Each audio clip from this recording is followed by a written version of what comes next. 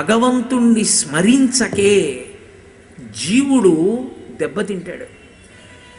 ఇన్ని జన్మలో ఎత్తి గర్భస్థమవుతాడు, అమ్మ కడుపులో ప్రవేశిస్తాడు, ప్రవేశించి పెరుగుతూ ఉంటాడు. చీకటి, కపిల గీతలో చెప్తారు, తల కిందకు ఉంటుంది, కాళ్ళు పైకుంటాయి, తిరగబడి ఉంటాడు. నాభిగొట్టంలోంచి అమ్మ తిన్న పదార్థం లోపలికెడుతూ ఉంటుంది. అమ్మ వేడి చేసేది, వాతం చేసేవి జింహకి తిందనుకోండి, వాడికి ఎడుతుంది, పడిశం పట్టేస్తుంది. పట్టేసి తల కిందకుంటుంది, పట్టి అది చీదడానికి ఉండదు, ఆ చేతులు ఇలా కదిలి ముక్కు దగ్గరికి రావు, కారిపోతూ ఉంటుంది, ఊపిరి అందదు, లోపల కదలడానికి చోటు ఉండదు. ఎంత కొట్టుకుంటాడో మలమూత్రములు విసర్జిస్తాడు, అందులోంచి క్రిములు పుట్టేస్తాయి, పుట్టేసి కోమలమైనటువంటి శరీరాన్ని కొరికేస్తుంటాయి. ఆ కొరికేస్తుంటే ఆ బాధ తట్టుకోలేడు, గోక్కుందామంటే కూడా చెయ్యి వెళ్ళదు. ఆ శరీరమా రోజు రోజుకి పెద్దదవుతుంటుంది, కట్టిక చీకటి, ఒళ్ళు తిమ్మిర్లెక్కిపోతుంటుంది. అందుకే గర్భస్థము నరకము, గర్భస్థ నరకాన్ని అనుభవించారంటారు. అప్పుడు పరమేశ్వరుడు పూర్వజన్మ స్మృతినిస్తాడు, ఆ లోపలుండగా స్మృతిని పొందుతాడు.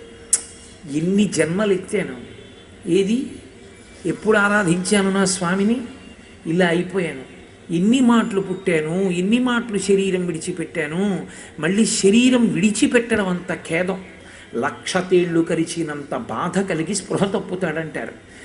అంత బాధ. ఈ మధ్యలో ఉన్న ఓపిక భోగాలకి ఖర్చు పెట్టేశాను అని వెంపర్లాడి పరమేశ్వరుణ్ణి ప్రార్థన చేస్తాడు. నవమాసంబులు తల్లి గర్భమున నానారోతలంచిక్కి నాకవకాశం విసుమంతలేకపడి తిన్హా కష్టముల్ భీతితో. నవమాసంబు గటిల్లే చాలునిక నాకా గర్భవాసంబు నివసింపన్ పని తీర్చి కావు మికనన్ నీ సత్కృపన్ శంకరా అని అడుగుతాడు. ఈశ్వర, 9 నెలలు ఇందులో పడున్నాను, 9 నెలల తర్వాత ఈ శరీరంతో బయటికి వెళ్ళి ఇక నిన్ను పట్టుకోవాలని కోరికగా ఉంది, ఎలా వెడతాను బయటికి, ఎలా, ఎక్కడి నుంచి బయటికి వెళ్ళాలి, ఏం తెలుసు, ఈశ్వరా నన్ను బయటికి తోసేవా అని అడుగుతాడు. ప్రసూతి వాయువై చాలా జాగ్రత్తగా క్రమక్రమంగా అమ్మ శరీరం విడిచిపెట్టని రీతిలో అమ్మ యొక్క యోనిద్వారంలోంచి అతి కష్టం మీద బయటికి వస్తాడు. వస్తూనే అంత చీకట్లోంచి అంత వెలుతురులోకి వస్తాడు. ఏ ఆపరేషన్ థియేటరో, ఎన్ని లైట్లు, ఎంతంత పెద్ద పెద్ద మనుషులో ఏమీ తెలియదు.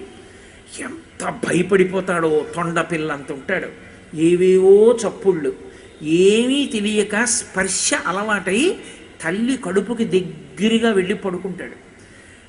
ఆ పసితనం మలమూత్రంబులతో మహాభయముతో మాతృస్థనాపేక్షతో చలమూర్ఖత్వముతో సదాభ్రమతతో చాంచల్య చిత్తంబుతో బరువైనట్టి కపజ్వర గ్రహ మహాబాల్యామయ శ్రేణితో కలనైనంతమ చింతలేక చెడితిన్ కామ్యార్థినై శంకర. అక్కడే మలం విసర్జిస్తాడు, అక్కడే మూత్రం విసర్జిస్తాడు, అక్కడే పాలు తాగేస్తాడు. ఆ పాలు ఎక్కువైపోయి ధార ఇలా వెళ్ళి చెవిలోకి వెళ్ళిపోతుంది. అమ్మ వస్తుంది, ఆ మూతుడిచి పడుకోబెడుతుంది, చెవిలోకి వెళ్ళిన పాలధారని పట్టుకుని చీమ లోపలికి వెళ్ళి కొరికేస్తూ ఉంటుంది. గగ్గోలు పెట్టి ఏడుస్తాడు, అమ్మ వస్తుంది, వీడికి ఆకలేస్తోందిలా ఉందని ఇంకా పాలిచ్చేస్తూ ఉంటుంది. చెప్పడం రాదు, అమ్మ చెవిలో చీమ కొరుకుతోందమ్మా అని చెప్పలేడు. ఎంత బాధపడిపోతాడో, చెవిపోటు వస్తే చెప్పలేడు, పరిశం పడితే చెప్పలేడు, కడుపు నిప్పి చెప్పలేడు. ఇన్ని బాధలో ఈశ్వర అయిపోయింది బాల్యం. ఇక కొంచెం పెద్దవాణ్ణి అయ్యాను, బాలక్రీడలు సల్పుచున్ బడులలో పాఠంబు వల్లించుచున్ బాలోజ్జానక బోధనాది విధమున్ బాగొప్పనాలించుచున్ లీలానాటక సూత్ర గీత పఠనా వీనుండనై పుచ్చితిన్ బాలప్రాయము నీదు చింతనిరుగన్ ప్రారబ్ధమా శంకర. పిల్లలతో ఆడుకోవడం, పెద్ద పెద్ద పుస్తకాల బ్యాగులు, హోంవర్కులు, చెప్పింది వింటూ ఉండడం, పాటలు, ఆటలు, నాట్యాలు, నృత్యాలు అయిపోయాయి. మంచి ఓపిక వచ్చింది, చదువుకున్నాడు, కాస్త ఒంట్లో శక్తి ఉంది, యవ్వనం వచ్చింది. పోనీ ఇప్పుడు ఏమైనా ఈశ్వరుణ్ణి సేవిస్తాడేమిటి అంటే, నేను మిమ్మల్ని అంటలేదు, నా బోటిగాడి గురించి. యవ్వనమంకురించక నెమది అన్యుల నెట్టులను ఆశ్రయించుటో జీవికి విత్తమే భువిని జీవనమంచు అదెట్లు కూర్చుటో పరమపావనమూర్తులంచు పరిపాలకులను నుతియించుటెట్టులో ఎయ్యది ఏది దారి అని ఎంచుచు పుచ్చితిన యశంకర. ఇంకా వయస్సు వచ్చి ఒంట్లో ఓపిక ఉన్న దగ్గర నుంచి 4 రూపాయలు ఇప్పుడే కదండి సంపాదించుకోవాలి, రేపు పొద్దున్న పిల్లలకు ఉంచాలి కదూ, ఇల్లు కొనుక్కోవాలి కదూ. ఇన్ని ఆలోచనలు పరమేశ్వరుడి దగ్గరికి వెళ్ళి ఒక్కనాడు శాంతాకారం భుజగశయనం పద్మనాభం సురీశం విశ్వాధారం గగన సదృశం మండగాని పరిపాలకులం పరమపావనమూర్తులంచును తీయించుటెట్టులో అంతవాడివి ఇంతవాడివని కవిత్వం చెప్పమంటే ఎక్కడ లేని కవిత్వం వస్తుంది. అధికారుల్ని పొగుడుతాడు, అయిపోయింది. ఉంటుందా కాలం? వచ్చేసింది వార్ధక్యం.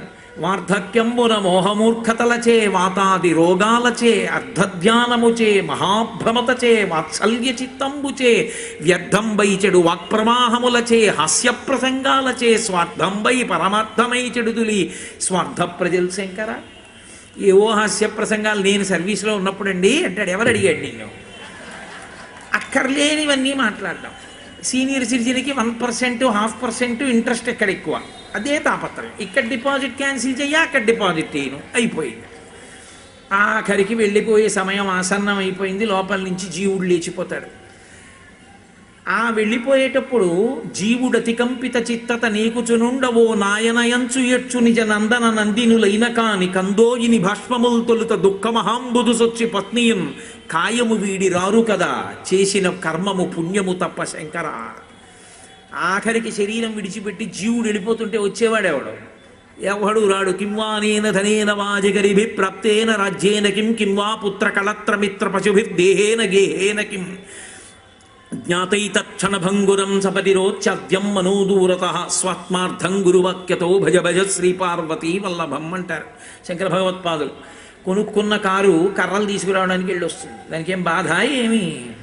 బ్యాంకులో వేసిన అక్షరాలు అలాగే ఉంటాయి పాస్బుక్లో.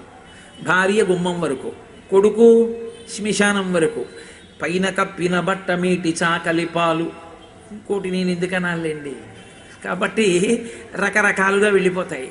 ఇంక ఏముంది పట్టుకెళ్ళేది? ఏమీ లేదు. చేసిన పాపం కర్మ పుణ్యం మూట కట్టుకుని బయలుదేరుతాడు ఇంకా. కాబట్టి ఈశ్వర ఏది మీ స్మరణ ఎక్కడుంది? లేదు. కుంతీదేవి ఏడిచింది భాగవతంలో. అందుకే శ్రీకృష్ణ యదుభూషణ నరసఖ శృంగార రత్నాకర లోకద్రోహి నరేంద్ర వంశగమన లోకేశ్వర దేవతానీక బ్రాహ్మణ గోగణార్తిహరణ నిర్వాణ సంధాయక నీకు నృక్యత త్రుంపవే భవలతల్ నిత్యాను కంపానిధి అంది.